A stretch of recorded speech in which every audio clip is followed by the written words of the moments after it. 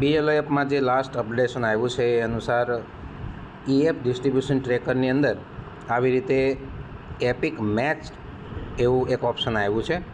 જેવું તમે એના ઉપર ક્લિક કરો તમને ખ્યાલ છે કે EF ડિસ્ટ્રીબ્યુશન ટ્રેકરમાં તમે જ્યારે EF વેચવા જાઓ છો ત્યારે એને ડિસ્ટ્રીબ્યુટેડ થઈ ગયું હોય તો સ્કેન કરીને ડિસ્ટ્રીબ્યુટેડ બતાવો છો અને કલેક્ટ કરો ત્યારે વળી પાછું કલેક્ટ પણ બતાવો છો. તો એમાં એપિક મેચ્ડ એવું એક ઓપ્શન આવ્યું છે. તમે એના ઉપર જેવું ક્લિક કરો ને એટલે એની વિગત બતાવશે. જૂન 2002ની મતદાર યાદીમાં એ વ્યક્તિ ક્યાં બોલતા હતા.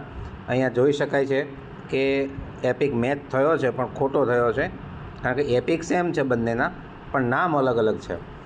અને એટલા માટે આપણે જે મેપ કરીએ છીએ ત્યાં જઈ અને એનું મેપિંગ જે છે એ જો સાચું હોય તો કરી દેવાનું છે, અને જો ખોટું હોય તો આપણે એને ફરજિયાત અનમેપ કરવા પડશે.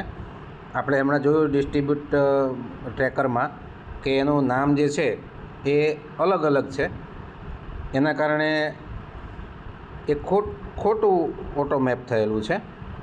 તો ખોટું હોય તો આપણે એને અનમેપ કરવાનું થાય. તમે જોઈ શકો છો અહીંયા પ્રીવિયસમાં અલગ નામ છે અને નીચે કરંટમાં 2025ની મતદાર યાદીમાં અલગ નામ છે. એટલે કે આ બંને મતદારો ભલે ઓટો મેપ થયા, એપિક બંનેના સેમ છે અને એના કારણે એ મેપ થયેલા જણાય છે, પણ ખોટા છે મેપ થયેલા, એના કારણે મારે એને અનમેપ ફરજિયાત કરવાનું થાય. એટલે અનમેપ ઉપર ક્લિક કરો એટલે અનમેપ થઈ જાય અને તમે એને સાચી રીતે જ્યારે પણ નવેસરથી કરવા જતા હો ત્યારે એને સાચી રીતે તમે એપિકને મેપ કરી શકો છો. ધન્યવાદ.